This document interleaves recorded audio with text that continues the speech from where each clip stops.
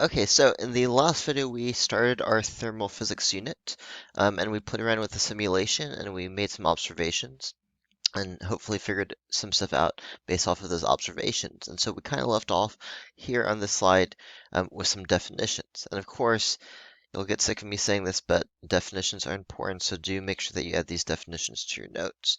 All right, and so let's just kind of go through these definitions.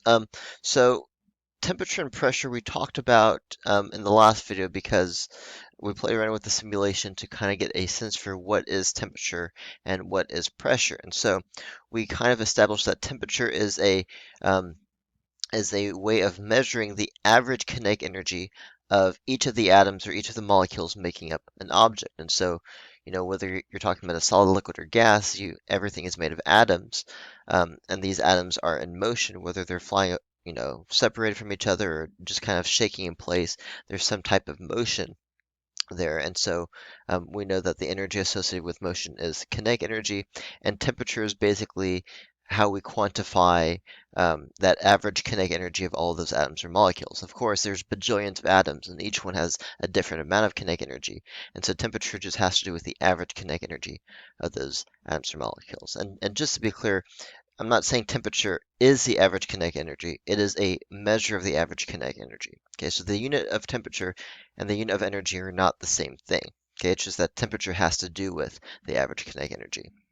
So we know, of course, energy is measured in joules, and temperature, we'll talk about what temperature is measured in later this video.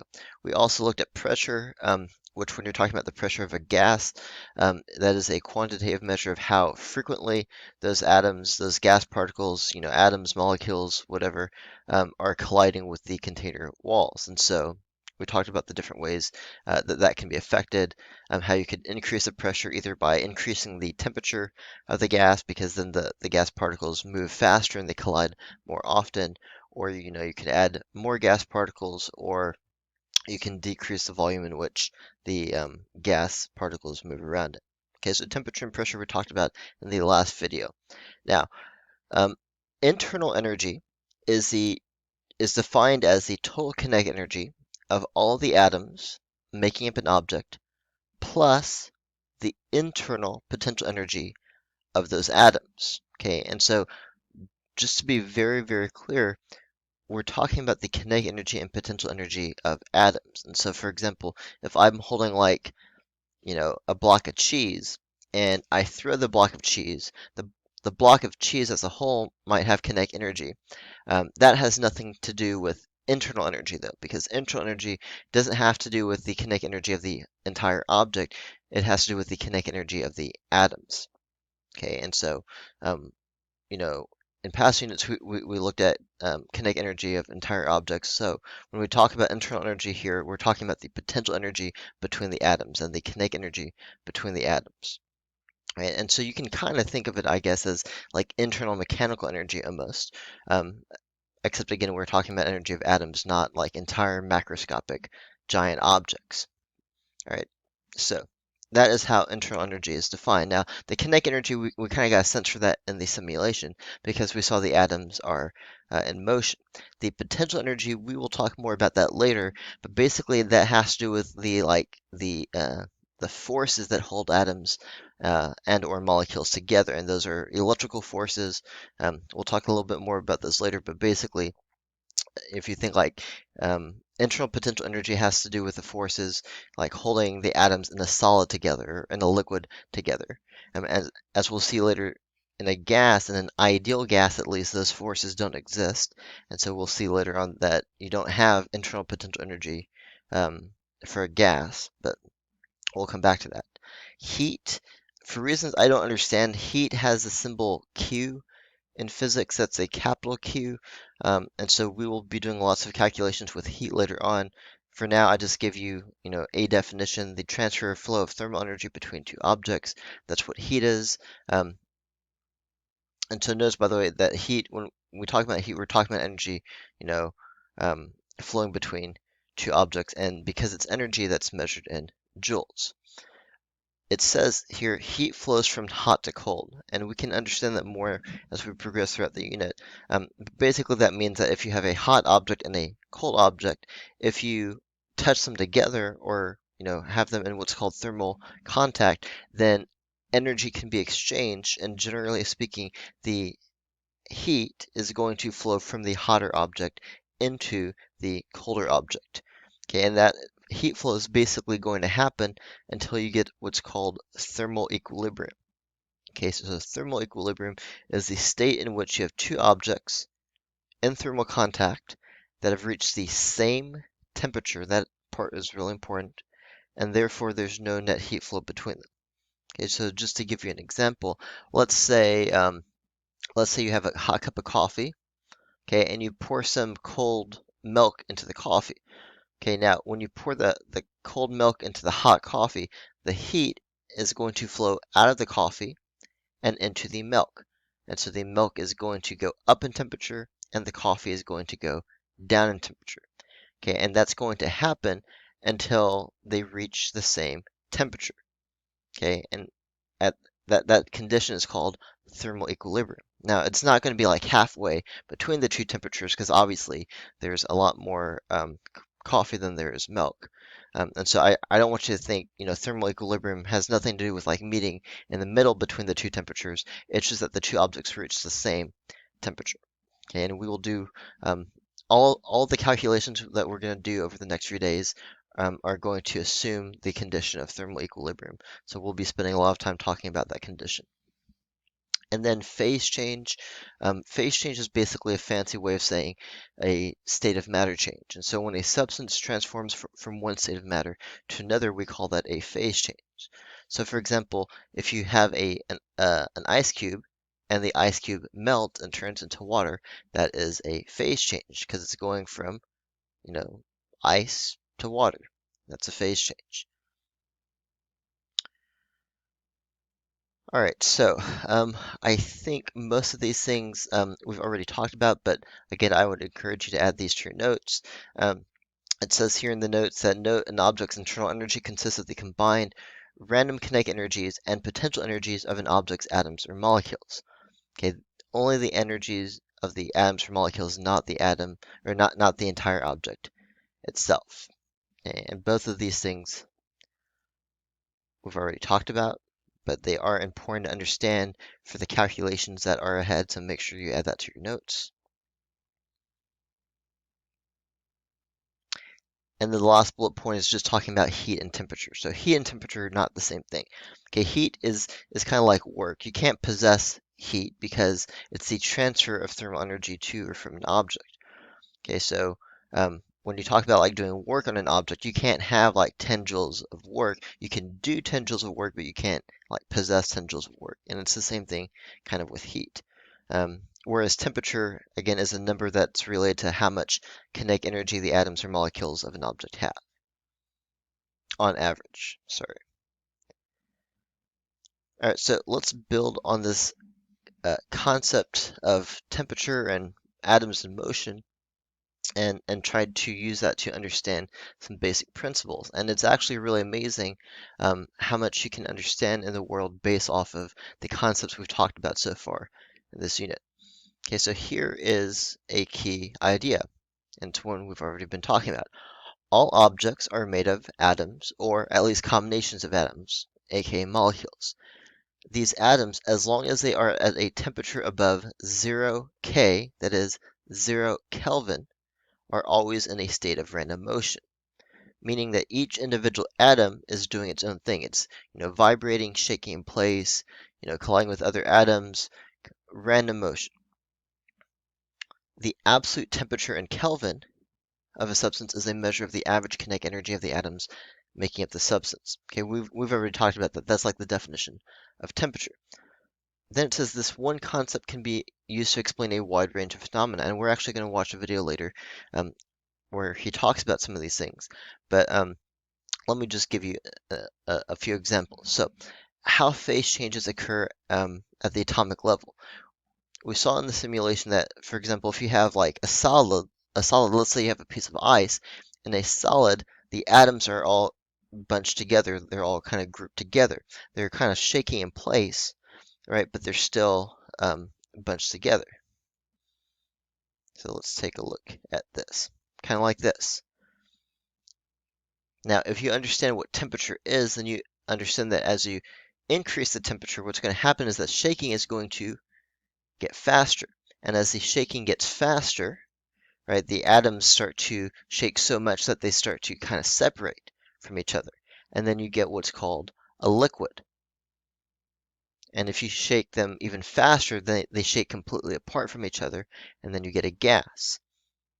Okay, and so understanding the idea of the atom and atoms in motion lets us understand how do phase changes happen. Okay, when you pound a hammer on the ground gets warmed. Okay, if you ever done a lot of like construction work or just playing around outside, you might have noticed that.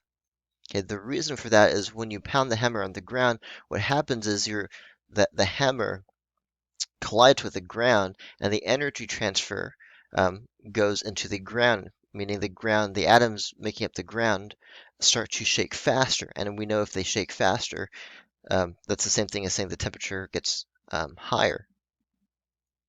How a cup of coffee is cooled, I always thought is a really interesting type of thing. So I will do my best to try to explain this in a very simple way, just really quickly, because I always thought this was kind of interesting. So basically, um, I don't know if I can draw this, but I will try to do my best. So basically, let's say you have like a cup of coffee. Okay, so pretend this is a cup of coffee, and of course, it's a liquid inside the coffee. Okay, so you have all these different like atoms making up the coffee. At the top of the liquid, you have some molecules at the top that have a lot of energy, and they have so much energy um, that what can actually happen is they can go from a liquid to a gas and fly off. Okay, and so even though most of the coffee is, a liquid, some individual atoms or molecules can, go from liquid to gas and just kind of fly off. Luckily, though, there's air molecules in the room, and so over time, on average, some of those liquid molecules can go back into the coffee just because there is um, an equal amount like leaving and coming back. All right, and so if you have like a lid on a cup of coffee, then basically what you're doing is you're like trapping these molecules on the surface of the cup of coffee, and so they can't leave. Okay, so they try to leave, some of them come back, but if you have a lid on, they're basically all trapped. All right, now what can happen though is let's say you take the lid off, okay, and let's say that you stand over here. This is stick figure walker, and let's say you blow this way. Okay, then what happens is those coffee molecules, which were, remember, they had so much energy they were able to go from liquid to gas, those coffee molecules leave and go away. Okay, and because you're blowing on the coffee, they leave and go away. That means the space up here is just kind of like empty. And so rather than like leaving and coming back, well, now there's not really anything that can come back because you blew them all away. Okay, and so if you take the coffee molecules that had the most energy, they had so much energy they can go from liquid to gas, and you take that away, that means that what's left over is going to have a lower average kinetic energy. Okay, because basically you're taking away all the like highest kinetic energy coffee molecules. They're gone, which means your average is going to decrease, which is a fancy way of saying that the temperature is going to go down. So basically, that is the long-winded explanation of why, when you blow on your cup of coffee, does it cool the coffee down? Okay, because you're basically whisking away those high energy coffee molecules just kind of floating around at the surface of the cup of coffee. By the way, I realize that maybe this picture is not drawn to scale, and maybe the cup of coffee shouldn't be bigger than the person, but That's okay. Hopefully, you at least get the idea of why blowing on coffee, or same thing if you have like a bowl of soup. When you're blowing on the bowl of soup, trying to cool it down so you can eat the soup, it's the same kind of thing. You're just kind of pushing away those high energy gas particles floating on the surface of the liquid, and when they're gone, there's nothing there to replace them anymore, and so the average kinetic energy goes down, which means the temperature goes down. So there you go. All that you can understand just, based off of the principles that we've been talking about so far, which is kind of cool. All right, so we talked about this before. When two objects are in thermal contact with each other, um, the atoms in the hotter object have more motion, meaning they have a higher temperature, and they can transfer their energy to the atoms in the colder object. So heat flows from hot to cold until you reach thermal equilibrium. So we talked about that before. I just kind of want to show you this cool simulation just so you can visualize this. So let's say you have two blocks, and the one on the left is at 10 degrees Celsius, and the one on the right is at 40 degrees Celsius. And let's say they're not in thermal equilibrium right now. Okay, so when I hit play, what you're going to see is heat is going to flow from right to left, and it's going to keep on going until they reach thermal equilibrium. Okay, and so you can see kind of what's happening on the chart. You can see the temperature of the two blocks are slowly approaching the same point. Okay, and when they reach the same point, that is when they reach the same temperature, they will be in thermal equilibrium. And so here you can see 25 degrees and 25 degrees. These two objects are now in thermal equilibrium. Okay, so just to give you a way of visualizing that. All right, so I want to share a video with you. It is a video clip from an interview done with Richard Feynman. Richard Feynman was a very famous physicist in the 20th century. He won the Nobel Prize in physics in, I believe, 1965. He did a lot of stuff with quantum physics, and really well-known physics teacher at Caltech. Um, in fact, he wrote textbooks trying to teach physics to students, and so really awesome guy. In fact, some of his books are even in our library, I believe. Um, so if you ever see, I think one of them is called like "Surely You're Joking, Mr. Feynman." But if you ever see anything by Richard Feynman, he's a really, really entertaining guy. He did a lot of cool stuff. He played the bongos. He was into lock picking. He worked on the Manhattan Project, developing the first, nuclear bombs during World War II. He wasn't anyone like super important in that, but he was, part of that, and then later on did a lot of other stuff as a well-known physics teacher at Caltech. Okay, so awesome guy. I'm going to link a video and then ask you some questions about the video.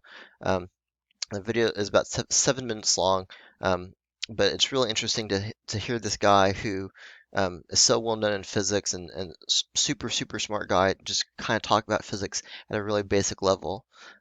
So I will link that video in and then ask you some questions about the video.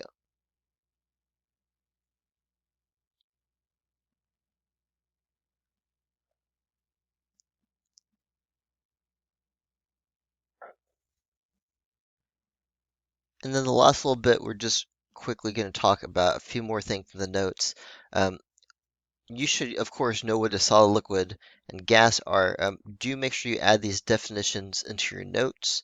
Um, we will talk more about them as we kind of progress um, throughout the unit and start doing heat calculations, especially the last sentence in each of these definitions is going to be important for our calculations later on. So go ahead and add that to your notes.